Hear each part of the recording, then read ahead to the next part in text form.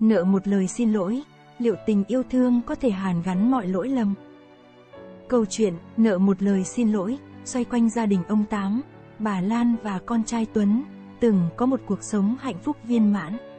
Nhưng biến cố ập đến khi ông Tám sa vào cám dỗ, mắc sai lầm khiến gia đình tan nát.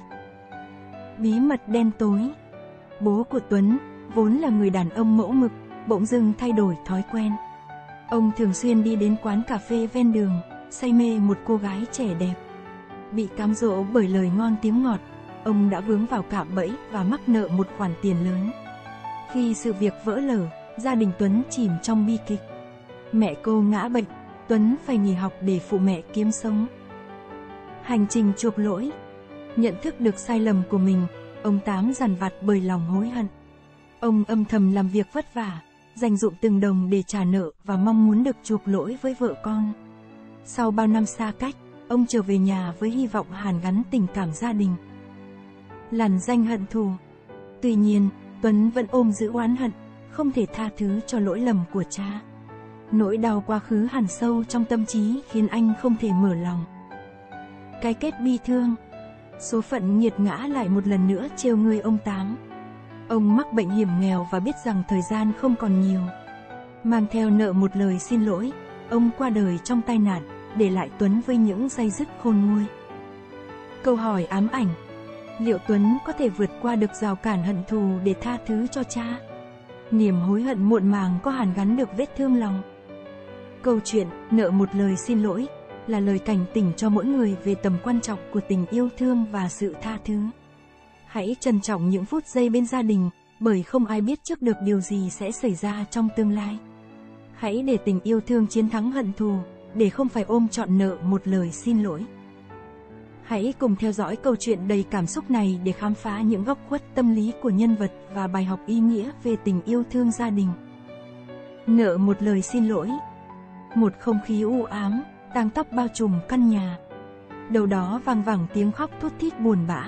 Nó ngồi khuỵu xuống trước linh cữu, đôi mắt đỏ au ngân ngấn nước chân chân nhìn tấm hình người cha có nụ cười hiền từ trên bàn thờ mà lòng đau khôn xiết. Ước gì thời gian quay ngược trở lại, xóa đi lỗi lầm lớn lao nó đã gây ra mà giờ đây đã trở thành một nỗi đau day dứt dằn vặt nó từng cơn. Gia đình nó đã từng rất hạnh phúc, bố mẹ nó luôn quan tâm, yêu thương lẫn nhau. Ngôi nhà nhỏ của gia đình nó lúc nào cũng ấm cúng, thuận hòa. Mặc dù cuộc sống khá chật vật, nhưng gia đình nó luôn vui vẻ, hạnh phúc nhờ tình yêu thương đủ đầy. Ngày qua ngày nó cố gắng học hành chăm chỉ để kiếm một công việc tốt để cải thiện đời sống của gia đình nó được khấm khá hơn. Những tưởng khoảng thời gian êm đềm ấy là vô tận nếu như không có biến cố đó xảy ra làm xáo trộn gia đình nó, đánh mất đi niềm hạnh phúc bấy lâu. Một khoảng thời gian sau, bố nó bắt đầu thay đổi thói quen của mình. Ông đâm ra thích ngồi uống cà phê ở một quán cốc ven đường vào những khi ông giao hàng gần đó. Tại đây, ông gặp và thường hay trò chuyện với cô phục vụ xinh đẹp, quyến rũ. Cô ta tầm 25 tuổi, có giọng nói duyên dáng, dễ thương làm say lòng người. Ngày nào cũng vậy, ông đều ghé uống cà phê và chuyện trò tâm sự với cô gái ấy. Dần dần ông mê đắm hương vị cà phê thơm béo và say luôn cả cô phục vụ xinh đẹp ở đây. Người phụ nữ đó dụ dỗ ông đưa cho mình một khoản tiền lớn với lý do đóng viện phí cho người thân.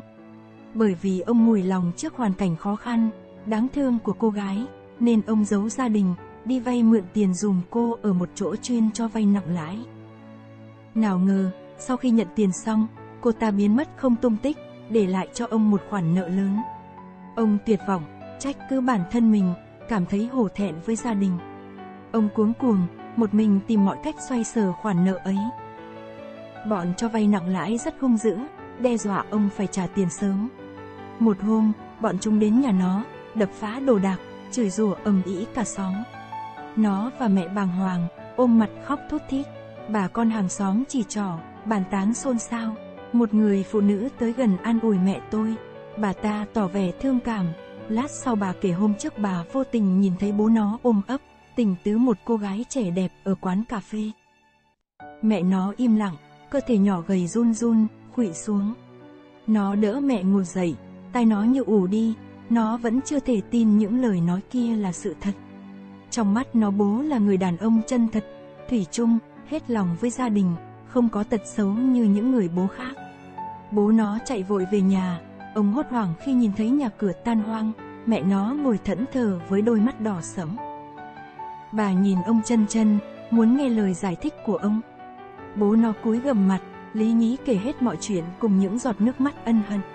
Mẹ nó mím chặt môi, hai tay siết chặt, thở dồn dập. Tim bà co thắt, bà ôm ngực đau đớn dữ dội ngã xuống sàn nhà, nằm giãy giụa. Nó sợ hãi, ôm chầm lấy mẹ khóc to. Một lát sau, bà ngất lịm, mấy người hàng xóm xung quanh đưa mẹ nó vào bệnh viện. Do được cấp cứu kịp thời nên bà đã qua cơn nguy kịch. Nó mừng rỡ, tạ ơn trời Phật phù hộ cho bà. Nó luôn túc trực bên cạnh chăm sóc mẹ hàng ngày ở bệnh viện, trong lòng cứ nơm nớp lo bệnh tình bà sẽ chuyển biến xấu.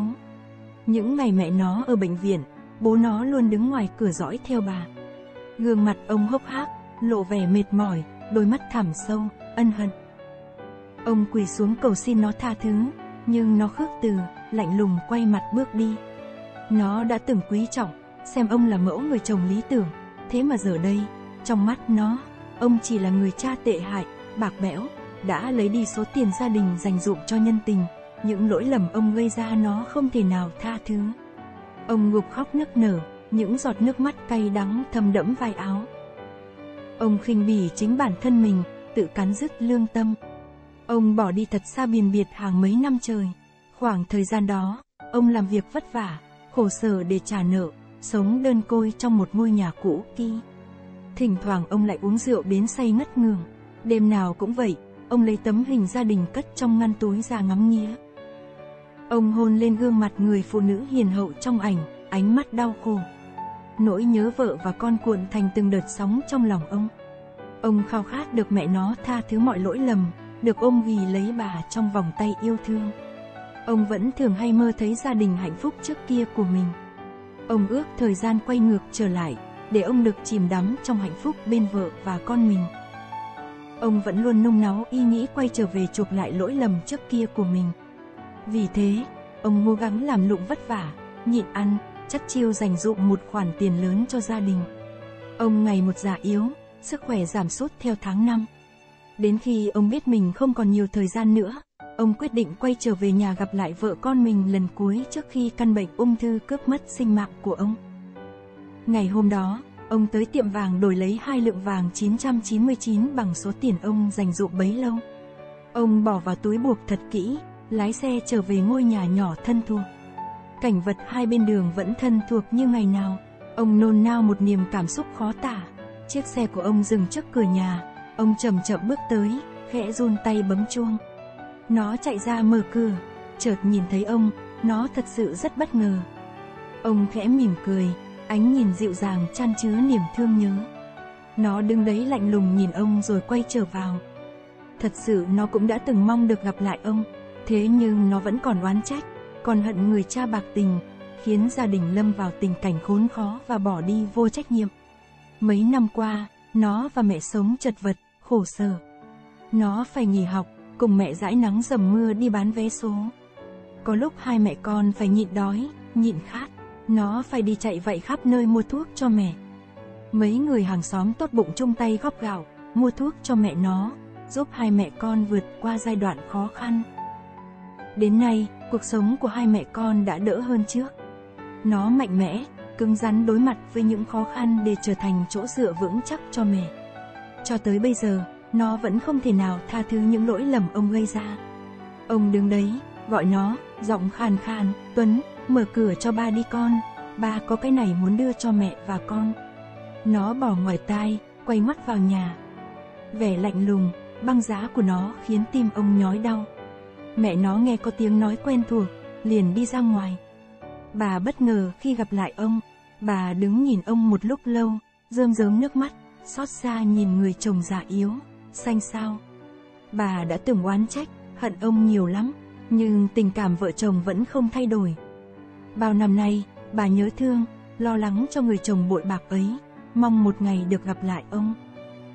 Ông nói, xin bà tha thứ cho tôi nhớ bà lắm, mở cửa cho tôi đi, tôi muốn đưa cho bà cái này. Mắt ông đỏ hoe, mặt nhăn nhúm lại, nhìn bà đầy thương nhớ. Bà chậm chậm bước tới định mở cửa rào cho ông nhưng nó nhất quyết ngăn cản không để bà mở. Nó vô tình đóng sập cửa nhà lại. Mẹ nó khuyên hãy tha thứ cho ông, nhưng những chuyện xảy ra trước đây nó không quên được. Nỗi oán hận lấn át tâm hồn nó. Ông cứ đứng ngoài đấy, kêu ơi ới, nuôi hy vọng vì ông có linh cảm đây là lần cuối ông được gặp lại gia đình. Mẹ nó đành bất lực không thể khuyên can được đứa con bướng bỉnh, lạnh lùng.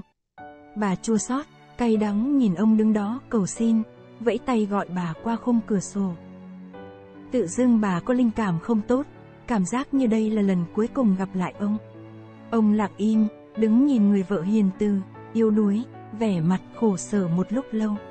Ông tuyệt vọng, buồn bã quay lưng rời đi. Có lẽ cả đời này ông phải sống trong ân hận triền miên. Ông lái xe trong trạng thái mất tỉnh táo. Bất ngờ một chiếc xe tải chạy ngược chiều lao nhanh tới. Ông không kịp né nên đã bị xe cuốn vào gầm chảy nhiều máu. Người dân xung quanh đưa ông đi cấp cứu. Một người lấy trong túi ông chiếc điện thoại, bấm gọi vào một số di động trong danh bạ. Nó nghe máy, hoảng hốt khi nghe tin ông bị tai nạn. Tay chân nó bủn rủn, làm rớt điện thoại di động trong tay. Trong phòng bệnh, bố nó nằm thoi thóp, đầu quấn dải băng trắng. Ông bị chấn thương sọ não rất nặng, có lẽ sẽ không qua khỏi. Ông mở mắt nhìn xung quanh, đưa tay vẫy mẹ nó lại gần. Ông thều thào cầm tay bà nói, cho tôi xin lỗi, tôi thương bà lắm. Rồi ông lấy trong túi áo 2 lượng vàng óng ánh đặt vào tay bà. Ông mỉm cười nhìn bà, chút hơi thở cuối cùng. Mẹ nó khóc thét, gào lên đau đớn, ôm ông thật chặt. Nó đứng đó, nước mắt giàn giụa, khóc đến nỗi run bần bật, lấy tay đấm vào ngực mình. Ông quay về vì ông luôn yêu thương gia đình, thật sự hối cải và để đưa cho hai mẹ con tài sản quý giá ông dành dụm bao nhiêu năm. Nếu như nó xóa bỏ được lòng oán hận, khoan dung tha thứ cho ông thì giờ đây, gia đình nó lại được đoàn tụ, sống hạnh phúc bên nhau. Nó hận mình đã lạnh lùng, vô tình với người cha mà nó từng yêu thương, quý trọng, gây ra cái chết của ông. Hình ảnh ông đứng nhìn, vẫy gọi nó với vẻ mặt khẩn cầu sự tha thứ luôn ám ảnh nó, gợn nên những cơn đau hành hạ nó. Suốt cả cuộc đời, nó phải sống trong nỗi thương nhớ, day dứt khôn nguôi. Trong cơn mơ, nó gặp lại bố. Ông cười hiền từ, giang tay ôm nó khóc và nói, bố ơi, con xin lỗi. Hãy xóa tan những nỗi oán trách, hận thù trong tâm hồn bạn.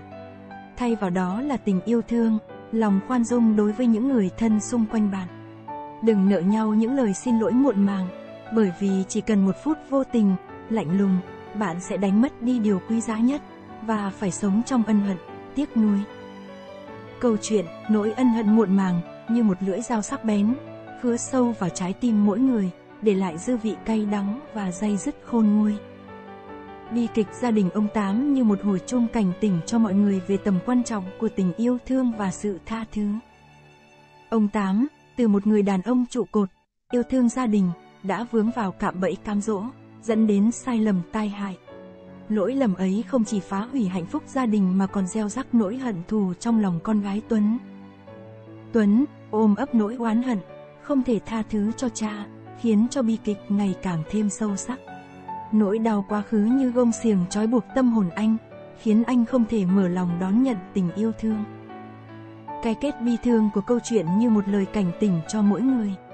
Hãy trân trọng những phút giây bên gia đình, bởi không ai biết trước được điều gì sẽ xảy ra trong tương lai. Hãy để tình yêu thương chiến thắng hận thù, để không phải ôm trọn nỗi ân hận muộn màng như ông Tám.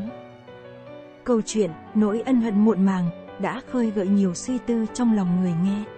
Mỗi người đều có những góc nhìn và cảm nhận riêng về câu chuyện. Vậy, theo bạn, điều gì là quan trọng nhất trong cuộc sống? Hãy chia sẻ suy nghĩ của bạn bằng cách bình luận bên dưới. Cùng nhau, chúng ta sẽ lan tỏa thông điệp yêu thương và tha thứ, để cuộc sống này thêm đẹp và ý nghĩa hơn.